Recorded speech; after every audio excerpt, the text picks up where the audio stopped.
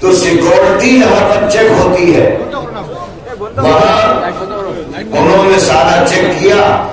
اور کہنے لگے کہ بھئی یہ ٹکٹ تو آپ کا 12 تاریخ کا ہے، آپ کو ابھی سے کیسے مل گیا؟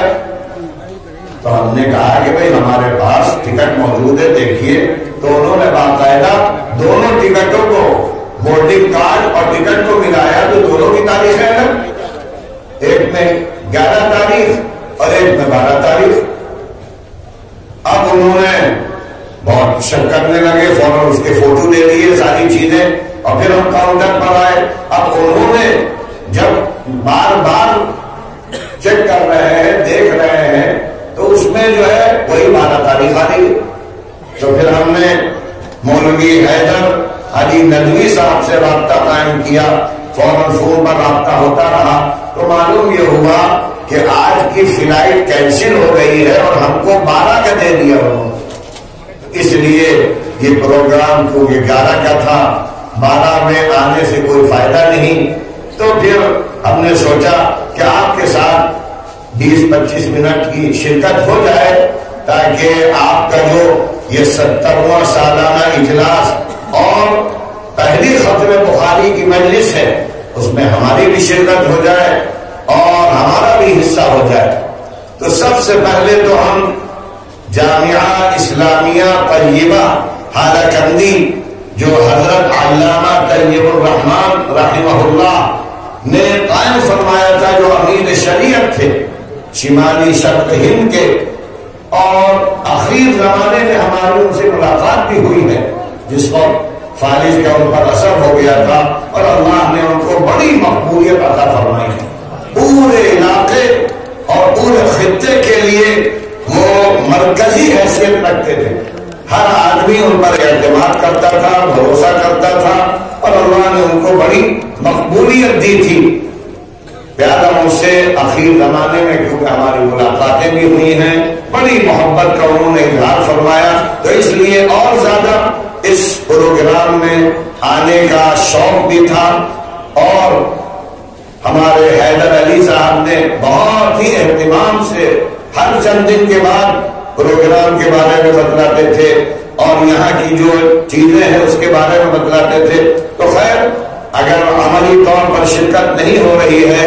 تو ماشاءاللہ نیٹ کے ذریعے سے اللہ نے ایسا انتظام کر دیا ہے کہ آدمی کہیں بھی بیٹھ کر اپنے بھائیوں سے بات چیت کر سکتا ہے، خطاب کر سکتا ہے، بنیادی چیزیں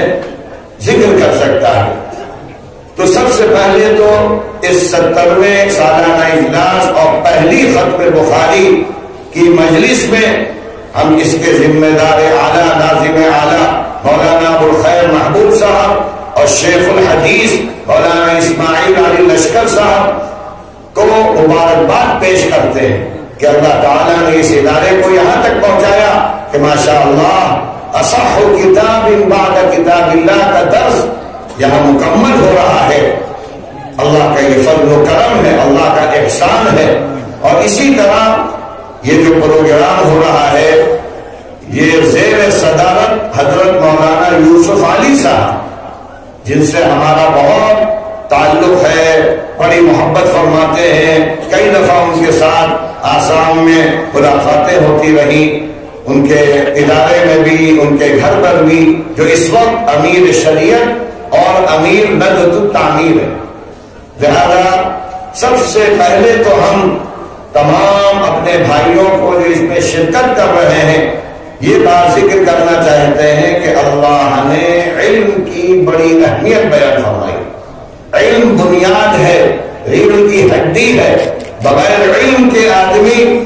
نہ دنیا میں نہ آخرت میں ایک قدم نہیں بڑھ سکتا۔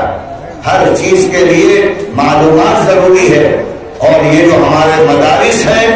یہ معلومات کا خزانہ ہے۔ اس لیے ہر شخص کو ایسے جامعات، ایسے ادارے، ایسے مدارس سے جڑنا چاہیے، اپنے بچوں کو جوڑنا چاہیے،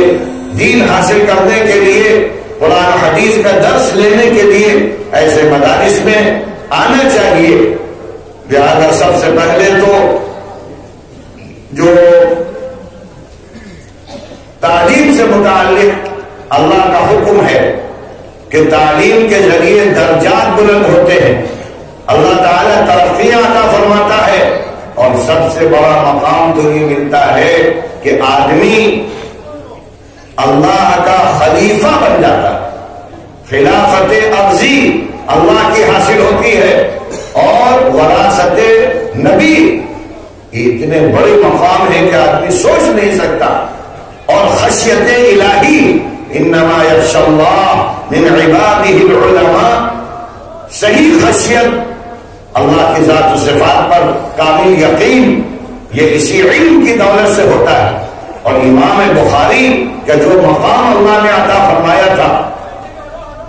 ذہانت، فطانت، تقوی، وہ بہت اعلیٰ درجے کا تھا۔ آپ جب ان کی سیرت کو پڑھیں گے تو عجیب معلوم ہوتا ہے کہ اللہ کی طرف سے رہنمائی ہو رہی تھی، اسی لیے اللہ نے ایسی اہم کتاب ان کے ذریعے سے وجود میں لایا اللہ کہ ساری دنیا میں آج بخاری کا درس ہو رہا ہے، اور اس کی برکتیں ہر طرف پھیلی ہوئی ہیں،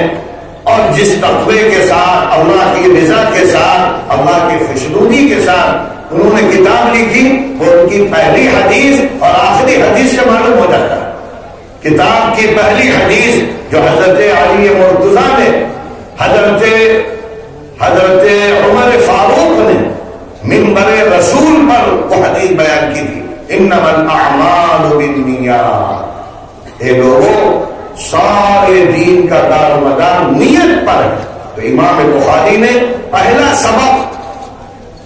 پڑھنے والوں کو اور احادیث سننے والوں کو اور سارے مجمع میں جو لوگ آئے ہیں ان کو خطاب کر کے یہ کہا جا رہا ہے کہ دیکھو اپنی نیت کو صحیح رکھنا، اگر تم چاہتے ہو کہ اللہ کے ہاں تم کو تقرب حاصل ہو، اللہ کے ہاں تم کو بڑا مقام حاصل ہو، تمہارا ہر عمل قابل قبول ہو، تو ہر عمل کے قابل قبول ہونے کے لیے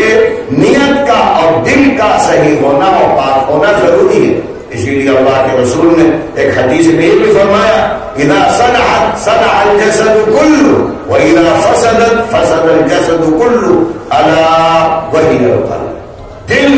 سب سے بنیادی ہے، جسم کے پورے حصے میں دل کو مرکزی حیثیت حاصل ہے۔ اگر دل اچھا ہے، آنکھ، ہاتھ، پیر، دماغ، افعال سب پاکیزہ بن جائے، اور اگر دل میں بریائی ہے تو ہر چیز بری ہو جاتی ہے۔ تو پہلی حدیث انما الاعمال بالنیات میں یہ سبق گویا کہ پہلا سبق طالبان علوم نبوت کو اور پڑھانے والوں کو، اساتذہ کو اور سننے والوں کو یہ دیا جا رہا ہے اس بخاری میں کہ جو بھی کام کرنا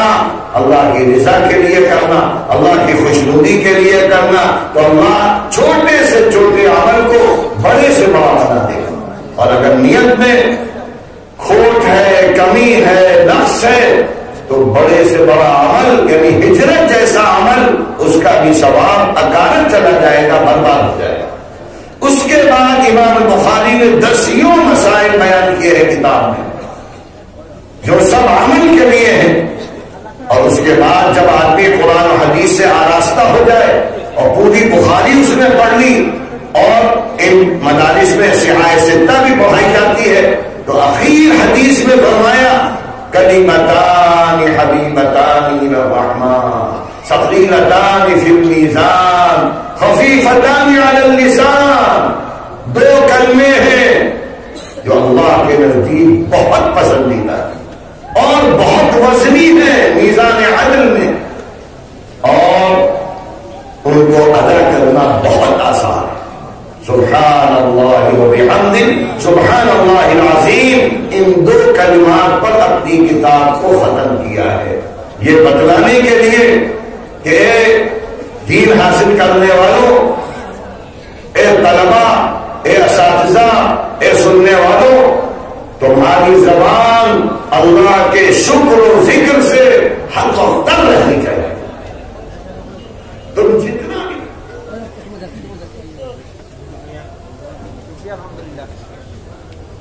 لائٹ دیکھو ہے